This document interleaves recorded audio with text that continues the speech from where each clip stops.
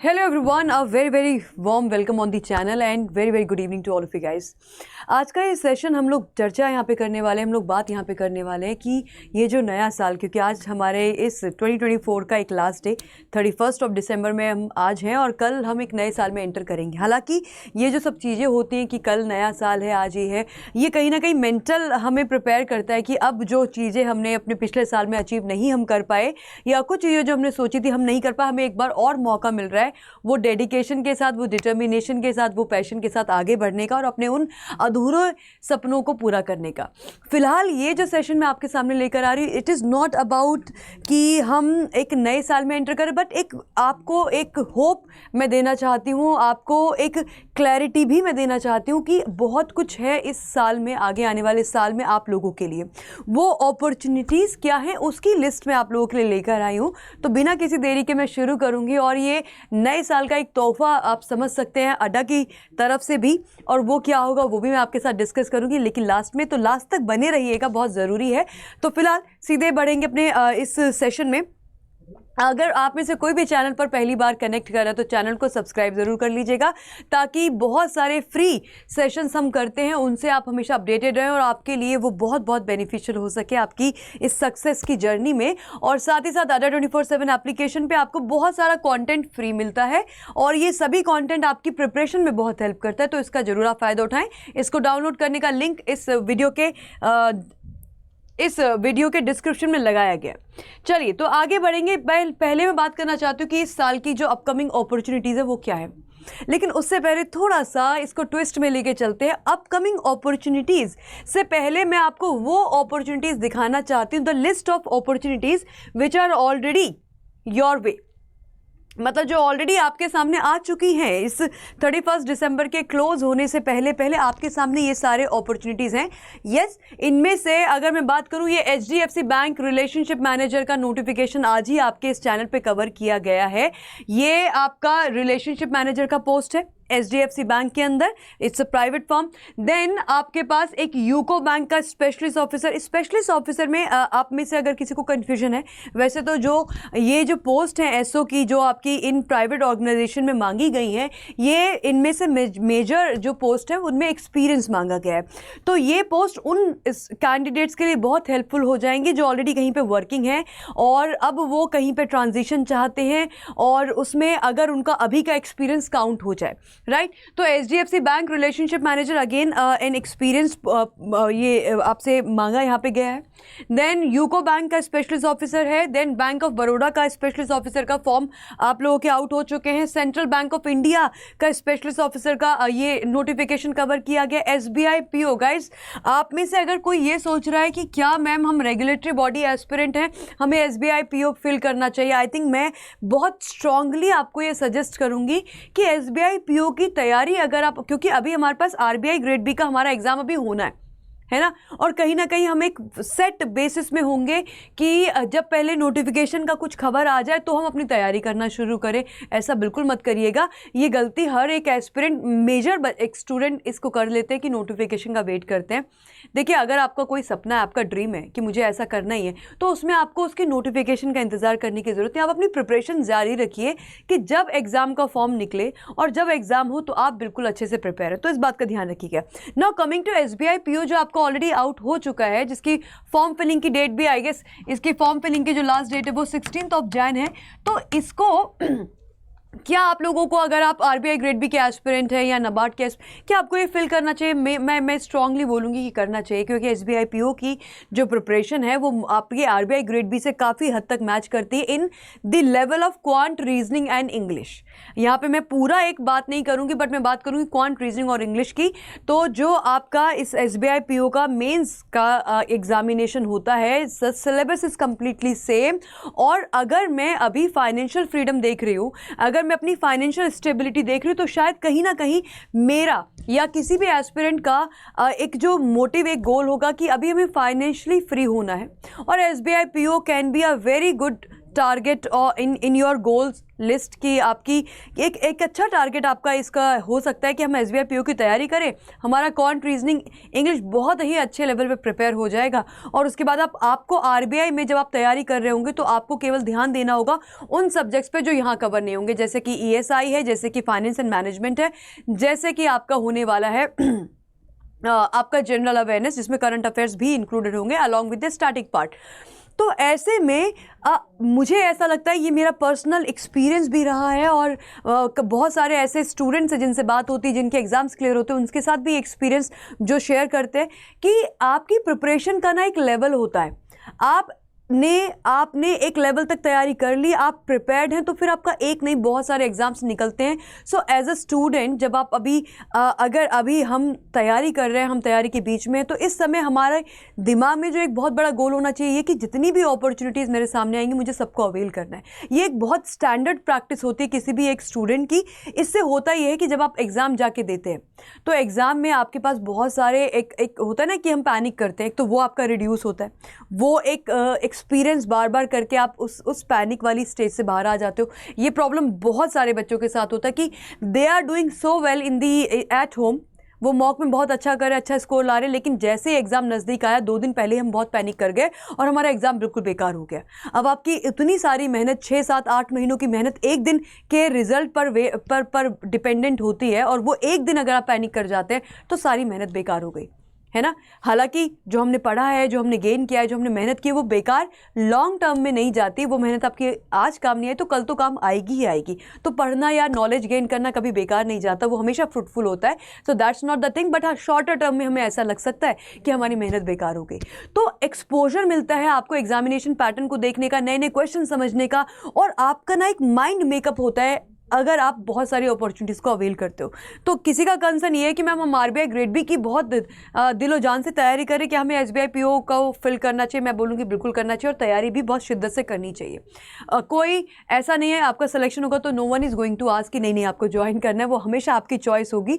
तो अपने लिए चॉइसेस क्रिएट करें और एक स्टूडेंट के तरीके से बोला जाए तो आपको डेफिनेटली सारी अपॉर्चुनिटीज़ को अवेल करना चाहिए।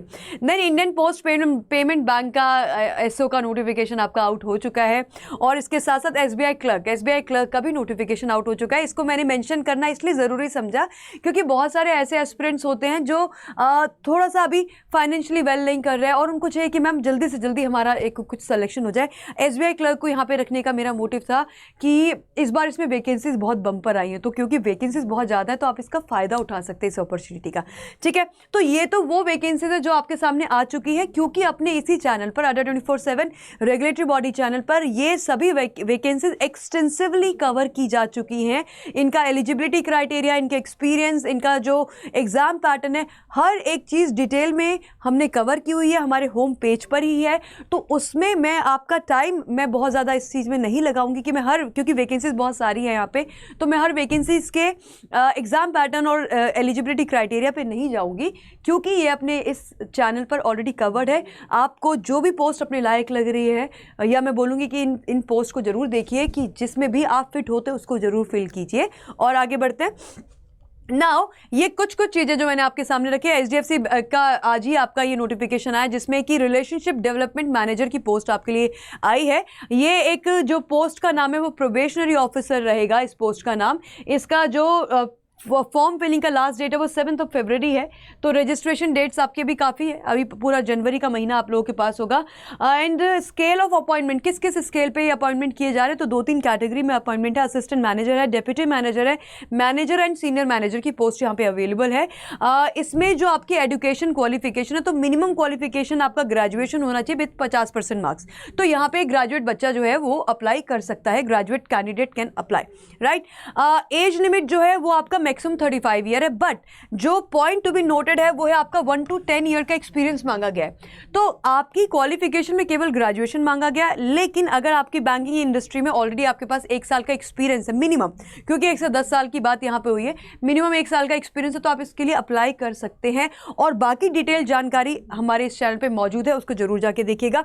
देन इसके आगे मैं आपसे बात करूँ तो यूको बैंक की मैं बात करना चाहती हूँ। यूको बैंक में आपका जो फॉर्म आउट हुआ है वो आपके स्पेशलिस्ट ऑफिसर की पोस्ट के लिए आउट हुआ है, और इसके अंदर टोटल वैकेंसीज आपकी 68 आई है। इसकी जो फॉर्म फिलिंग की लास्ट डेट है वो 20 जनवरी है, ठीक है। तो यहाँ पे जो आपकी पोस्ट निकाली गई है उसमें आपकी इकोनॉमिस्ट की पोस्ट है, फायर सेफ्टी ऑफिसर की है, सिक्योरिटी ऑफिसर की, रिस्क ऑफिसर की है, आईटी ऑफिसर की पोस्ट है। आई थिंक यहाँ पे बहुत सारे स्टूडेंट्स होते हैं, कैंडिडेट्स होते हैं जो एलिजिबल हो पाते हैं। चार्टर्ड अकाउंटेंट की पोस्ट भी यहाँ पे आउट हुई है। ये सारी चीज़ें आप लोगों के सामने हैं, and it will include the screening process followed by the personal interview. तो इसमें ये आपको प्रोसेस फॉलो करना पड़ेगा। देन है आपका इसमें एजुकेशन क्वालिफिकेशन, कुछ चीज़ें जो मैं आपके लिए समराइज़ कर सकती थी आपकी बेटर अंडरस्टैंडिंग के लिए, वो मैंने किया है। ये हम बात कर रहे हैं यूको बैंक की, ठीक है। यूको बैंक का जो एसओ नोटिफिकेशन आपका आउट हुआ है उसमें ये इकोनॉमिस्ट के लिए आपका पोस्ट ग्रेजुएट डिग्री मांगा गया इकोनॉमिक्स में, है ना, एंड या फिर आप इकोनोमेट्रिक्स में हो या फिर इससे रिलेटेड फील्ड में है। देन बात करें फायर सेफ्टी की तो उसके लिए बैचलर डिग्री मांगी गई है आपकी, कौन सी, फायर इंजीनियरिंग में। देन बात की जाए सिक्योरिटी ऑफिसर की तो आप किसी भी डिसिप्लिन में ग्रेजुएट है, इतना काफ़ी है। देन रिस्क ऑफिसर के लिए आपका बैचलर या फिर मास्टर होना is okay in the finance और इकोनॉमिक्स और स्टैट्स, एंड ये सब लिखा है। मैं थोड़ा सा साइड हो जाती हूँ। आईटी ऑफिसर के लिए अगर मैं बात करूँ तो bachelor of engineering, BTech in IT या फिर कंप्यूटर साइंस से आपने बीटेक किया, या फिर रिलेटेड फील्ड में आपने एमसीए या एमएससी इन कंप्यूटर साइंस आपने किया है विद रेलेवेंट आईटी एक्सपीरियंस। तो ये सारी चीज़ें हैं। और मैं थोड़ा सा और साइड हो जाऊंगी। चार्टर्ड अकाउंटेंट के लिए आपको एटलीस्ट 2 साल का एक्सपीरियंस है। तो देर आर सम पोस्ट जहाँ पे मिनिमम 1 से 10 साल का एक्सपीरियंस आपसे मांगा गया है, बट कुछ पोस्ट में इन्होंने एक्सपीरियंस, जैसा कि आप देख रहे हैं, मेंशन नहीं किया है। जहाँ पे इन्हें एक्सपीरियंस चाहिए वहाँ पे इन्होंने मेंशन किया एक्सपीरियंस, है ना। यहाँ पे इन्होंने मेंशन किया एक्सपीरियंस, यहाँ पे इन्होंने मेंशन किया एक्सपीरियंस, यहाँ पे इन्होंने मेंशन किया एक्सपीरियंस। जहाँ मेंशन नहीं किया मतलब वो पोस्ट ऐसी है जहाँ पे बिना एक्सपीरियंस के लिए अप्लाई किया बिना एक्सपीरियंस के अप्लाई किया जा सकता है। मैं थोड़ा साइड हो जाती हूँ, आप इसका स्क्रीनशॉट ले लीजिएगा फॉर योर बेटर अंडरस्टैंडिंग, ठीक है। पॉज करके यहाँ पे स्क्रीनशॉट ले सकते हैं और आगे बढ़ते हैं।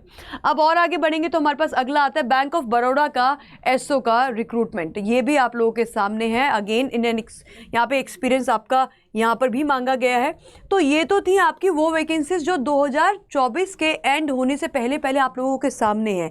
Now it depends on the eligibility criteria कि आप किस किस के एलिजिबिलिटी क्राइटेरिया को फुलफिल करते हैं। आई एम वेरी श्योर कि एसबीआई पीओ वाले बहुत सारे कैंडिडेट्स होंगे जो, क्योंकि आरबीआई ग्रेड बी की तैयारी आप कर रहे हैं तो आप अपने इस एसबीआई पीओ के लिए भी एलिजिबल होंगे, है ना।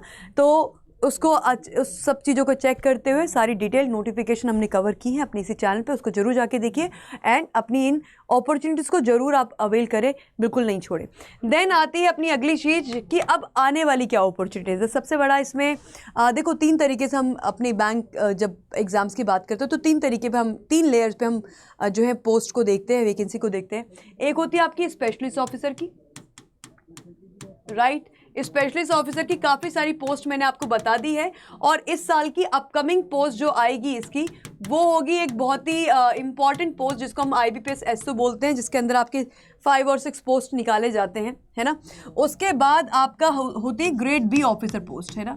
Then grade B officer post होती है जैसे जिसमें कि आपका एक बहुत ही इंपॉर्टेंट एग्जामिनेशन है जिसको हम बोल रहे हैं RBI ग्रेड बी, और इसके लिए बहुत सारे ऐसे एस्पिरेंट्स हैं जो जी जान लगा के अपनी मेहनत करते हैं। तो RBI ग्रेड बी हमारा अपकमिंग है। देन ग्रेड ए पोस्ट भी हैं आपकी, जैसे कि है आपका NABARD grade A, NABARD officer. ये सभी पोस्ट ऐसी हैं जिनके लिए आप एक बार मेहनत कर ले और इनमें अगर आप सक्सेसफुल हो जाएं तो आपकी लाइफ कहीं ना कहीं सेट हो जाती है। एक वर्क लाइफ बैलेंस आपको मिल जाता है, एक आपको पता है कि अब आपको लाइफ में और आगे क्या क्या करना है, एक क्लैरिटी, एक स्टेबिलिटी आप लोगों को मिल जाती है ना।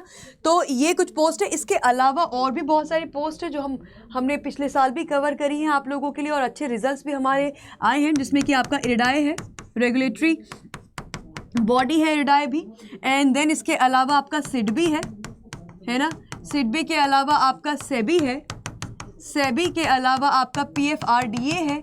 ये सारी वैकेंसीज आती हैं इन सभी में हमें ये पता है कि नंबर ऑफ वैकेंसीज, जो आपकी नंबर ऑफ वैकेंसी होगी वो बहुत ज़्यादा नहीं होगी, ग्रैंड नहीं होगी, क्योंकि ग्रैंड होती भी नहीं है। इनमें आपकी नंबर ऑफ वैकेंसी हमेशा कम रहती है। तो क्या हमें इनकी प्रिपरेशन नहीं करनी चाहिए? आई थिंक आपका अगर सपना इनमें से किसी भी एक लेवल पे ऑफिसर बनने का है तो आपकी प्रिपरेशन तो बेहतर होनी चाहिए, लेकिन टाइमली प्रिपरेशन होनी चाहिए। और अगर आप फ्रेशर हैं तो फिर एक गाइडेड एक प्रिपरेशन आपकी होनी चाहिए, क्योंकि बहुत सारी गलतियां हमारे टाइम को बढ़ा देती हैं, है ना। जो चीज़ मैं 4 महीने में कर सकती हूँ वो चीज़ शायद मैं 9 मंथ्स में या फिर मुझे 2 साल लग जाए, राइट। तो अगर आपने पहले इन एग्जाम्स को एक्सपीरियंस नहीं किया, आपने पढ़ाई नहीं करी, देन आई विल सजेस्ट कि आप डेफिनेटली एक गाइडेड प्रोग्राम में जाइए और बिना गलतियों के आप अपनी टाइम लिमिट को कम करते हुए इन सब एग्जाम की तैयारी कर सकते हैं। और वो एस्पिरेंट जो ऑलरेडी एक गाइडेड प्रोग्राम में जा चुके हैं, उन्होंने कभी ना कभी इन एग्जाम्स को दिया है, वो समझते हैं इस एग्जाम पैटर्न को, तो मैं बिल्कुल आपको नहीं बोलूँगी कि आपको गाइडेड प्रोग्राम में जाके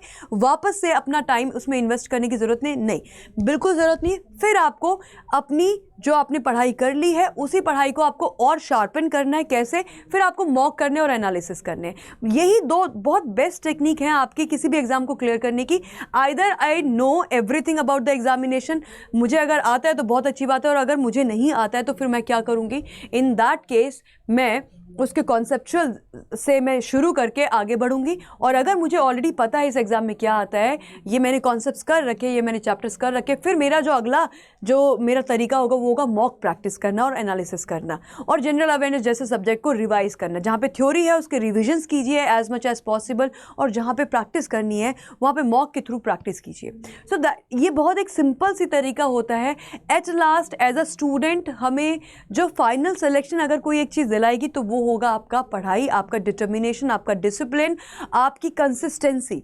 देयर इज नो शॉर्टकट।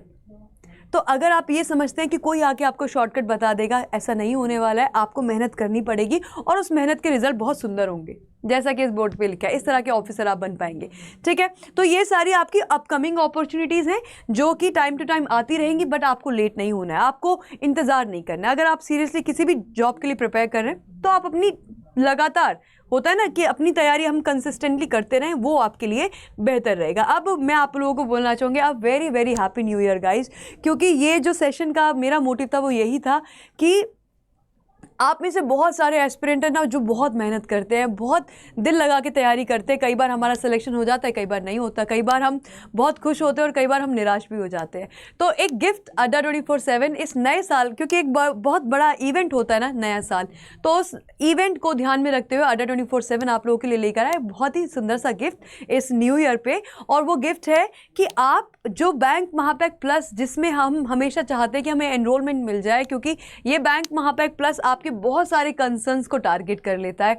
मैंने जितने भी एग्जाम्स अभी आपको बताए, ये सारे एग्जाम्स आपके बैंक महापैक प्लस के अंदर कवर होते हैं, और कवर होने के साथ साथ इसमें आपको हर एग्जाम की अलग से टेस्ट सीरीज मिलती है। तो लाइव क्लास करने का मौका तो मिलता ही है, सबकी टेस्ट सीरीज अलग से मिलती है।